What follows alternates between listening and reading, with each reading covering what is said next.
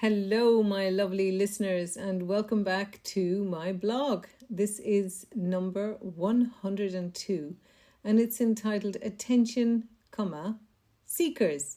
I put the comma in between attention and seekers because the comma changes the meaning enormously.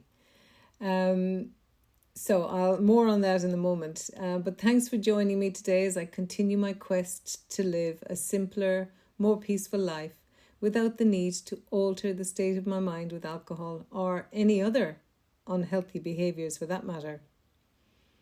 There are times when I question whether I should continue with this blog after close to 5 years of effort that has left a bit of a hole in my pocket. And then it's as though the universe itself answers my question with emails from readers who tell me that my writing was a factor in them deciding to quit drinking. I get a wonderful sense of well-being from the knowledge that my efforts are not in vain. Since a young age, I've wanted to help people who are in pain. As a teenager, I dreamed of one day becoming a nurse. But I went off the rails and jumped on the Cork to Cherbourg ferry instead. Once I'd arrived in Paris and got a taste of freedom, there was no going back. The focus of my blog today is the ego. I've mentioned it before and it will keep coming up because it is a part of us that needs attention in more ways than one. In my last blog, I shared with you the peaceful act of meditation that has given me a whole new perspective on my life. It is during the meditation process that the ego is most noticeable. This is because when we are running around like blue-arsed flies, chasing the next goal, seeking approval from others, escaping from what we perceive to be the drudgery of our lives, we are not present and not tuned in to what is happening inside. It's as though we are living in autopilot. How often does it happen to you that you drive to a place you regularly go to and later realize that you have no recollection of the journey? This is because you are so used to doing the trip that you don't need to be fully engaged, as the unconscious mind will take you there. The scary thing is that many people live their entire lives in autopilot without fully engaging in each moment, without stopping to savour the full aroma of the coffee as they drink it. Meditation has taught me that the present moment is all that we have and all that matters in terms of time. The past is only useful when we need to fix something in the now, when we need to figure out what not to do so that we stop making the same mistakes. The future is only useful when we're in planning mode. Once the plan is in place, we still need to make sure we live every moment as though it's our last. As the American philosopher so rightly said, it's not the destination, it's the journey that counts. How often do you hear people say stuff like, "Oh, when I win the lotto," or "Oh, when I get my dream job," or "when I marry Dr. Right, then I'll be happy."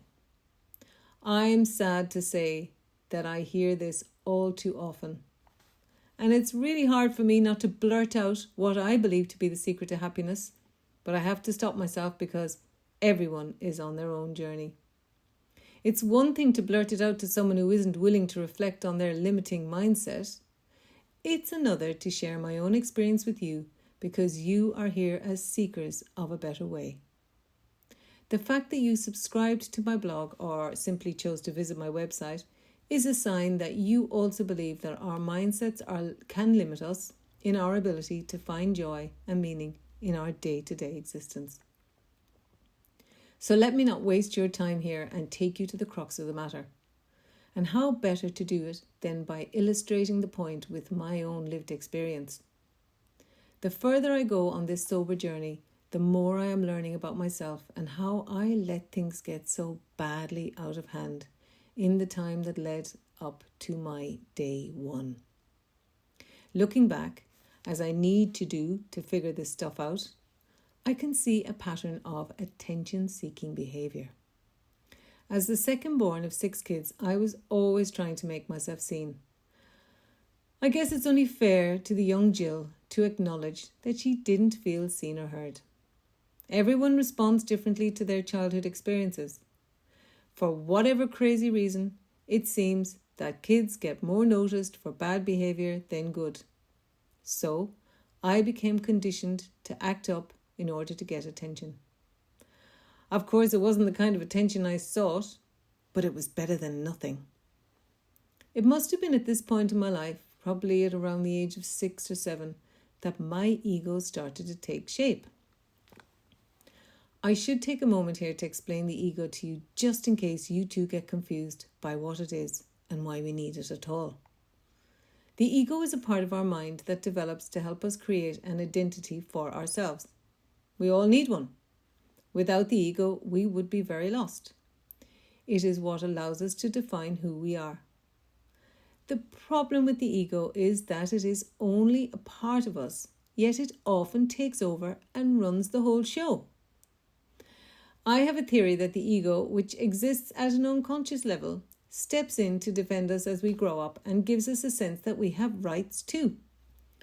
But there comes a time when it no longer needs to be front and center. But we need awareness in order to get it to move out of the way. It had a very important role to play in our development, but once we become adults, the ego is no longer as important. It was the famous psychotherapist Carl Jung who said, "The first half of life is devoted to forming an ego. The second half is about going inward and letting go of it." My theory is that many people never actually make it to proper adulthood because the ego keeps holding them back in a place of me, me, me. I know, I've been there. It was what kept me reaching for substances to comfort myself. And for a while, as I've said many times before, those substances got me through the tough times. But they backfired on me, didn't they? With the clarity of a sober mind, I discovered that my ego had been getting in the way of me being able to live in the here and now. The ego will do that. It is always comparing, judging, blaming, and looking for reasons to justify more comfort. The ego can lead us into a perpetual cycle of reaching for the next thing to make us happy, instead of us being happy with what we have. The good news is that the simple act of being still and noticing what's happening in the mind can provide the key to being happy in the moment if it's practiced with open-hearted intention. It's not about fighting the ego. It's about noticing it, then gently putting it to one side and allowing the conscious mind to run the show for a change. It's not enough to live in autopilot if what we want is to be happy. We must become fully aware of our feelings and thoughts and the driving forces behind the decisions that we make. I've tried to put this into context with an example of my own day-to-day life, but bear with me. This is not easy for me to explain. Firstly, I should clarify that I am many different things. I am a loving mother who's committed to caring for and supporting my kids. I am a wife on a mission to be the most loving I can be. I am a compassionate carer for my dog who is a pure and joyful presence in my life. While I do define myself in part by these roles, my ego isn't hugely involved because the driving force comes from the connection I feel at a deep level with those involved. Then I'm a counsellor who is committed to helping others to ease their pain. Yes, the ego does play a part here because I get paid to do that job and it gives me a sense of purpose, which I guess feeds my ego to some degree. It's based on a contract between two people and we both benefit from it. Where my ego tries to weave its way into my life is with my writing and my presence on social media. My ego sees people getting thousands of likes and loud applauses for what they're contributing to the world. If I'm not careful, I end up comparing myself to them and I start to wonder why I'm not a star like them. Thanks to meditation, I'm able to catch myself having those thoughts and feelings, and it allows me to be curious. I interrogate them. Each time I come to the same conclusion. I do what I do out of love and a genuine desire to help others. If I did it for reasons of validation, applause, accolades, or likes, it would be disingenuous and would most certainly be driven by my ego. And it would mean I'd be trapped in a never-ending cycle of looking for external sources to make me happy. Instead, I embrace the realization that happiness is an inside job. The power to be happy and at peace is accessible to each of us. We just need to give ourselves the time and space to be still and to be the driving force rather than being in autopilot. I hope this makes sense. It's not an easy subject to explain because it is too simple to be true. Yet it has been tried and tested by people for millennia and does work. At the end of the day, it's about knowing who we really are beyond the ego. Know thyself was inscribed in stone over 2,000 years ago at the entrance to the temple of Apollo in ancient Greece. That's how long we've known this simple truth.